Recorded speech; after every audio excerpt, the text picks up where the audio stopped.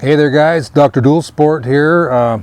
You might not be able to see really well in this video because I'm in the shade, but I choose to be in the shade rather than to be in the sun and have bright colors, because it's about noon, it's 80 degrees, supposed to get up to 86 degrees today. Anyway, I had a minute, wanted to give you an update on the XT350. I came over the other day and stole Joe's carburetor. I promised him that I'd help him clean it. So anyway, this have the carburetor here in the box. It's a 1984 Yamaha XT350.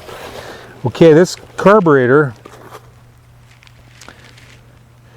is a YDLS carburetor. It was no problem to remove it. It's pretty slick. You have your the two cables for your throttle, you know, the pull and return, and they fit into this little cam here, one on each front and rear. So that was no big deal. And then just has the intake boot and the air filter boot. But this particular carburetor is different than most. It actually is kind of a dual carburetor. It has the main part of the carburetor is just like a regular conventional carburetor. I don't know if you can see in there. Anyway, it has a barrel that it comes up, and it has a metering valve. Okay, then it has this secondary part of the carburetor here that opens. This opens with a butterfly, and then the barrel opens under vacuum, and that's for your high top end. So anyway, that was something they tried and used back then, and I basically I've heard that if they work well, they work well. If they don't, they don't. So anyway, it was pretty slick pulling it off, and then I've been so short a time, and I'm not really a carburetor guru. I mean, I've cleaned a lot of carburetors, but I have a friend, Kirk, at the Honda shop, and he's been there for many years. He's a few years older than I am. He comes in early in the morning, so he says, bring that carburetor in tonight, and I'll do it in the morning. So what he does is first he steam cleans them with heat, pulls them apart, and he blows through all of the orifices with hot water. And he says that actually does a better job at melting that shellacky hard stuff than the carburetor cleaner. Then he puts it in the carburetor cleaner overnight, and then the next morning washes it out, let it dry, and then assembles it. So anyway, he cleaned this carburetor for me, and so it's spotless. The bill on it was very reasonable. I think it was charged me like 0.6 of an hour at their shop rate, which is, I was tickled. So now I'm going to try to install this carburetor. Joe's out of town today, so I wanted to kind of surprise him. Hopefully I can do this in my goal is like 30 minutes or less. So I'm not going to video me installing the carburetor, because anybody I think could probably do it. So hopefully when I get it installed, we're going to start the bike, and then I can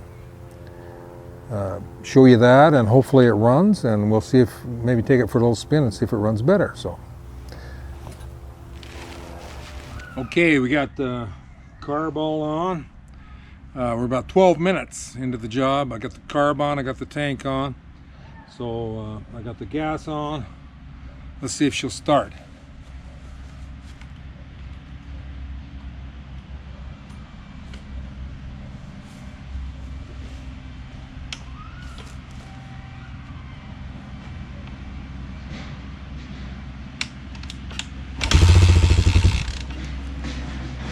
Wow, I didn't even choke it.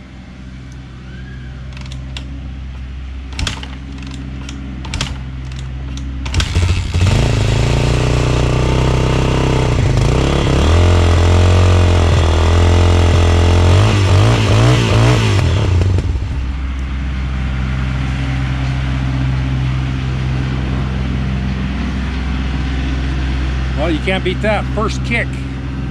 So it pays to have a job done right. It pays to have people do the work that know what they're doing. So I'll throw these side covers on, and then maybe we'll take a quick little ride up and down the block.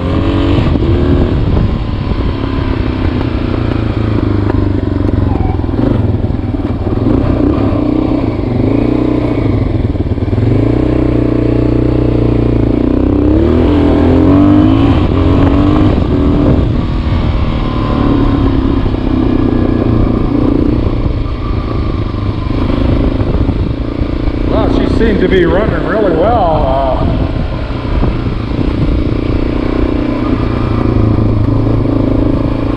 Only problem I can see, which has nothing to do with the carburetor, is the rear brake does not work at all.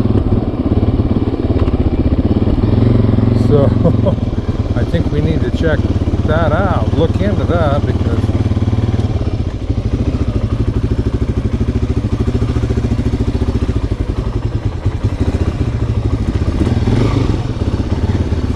yeah, run like a dream. So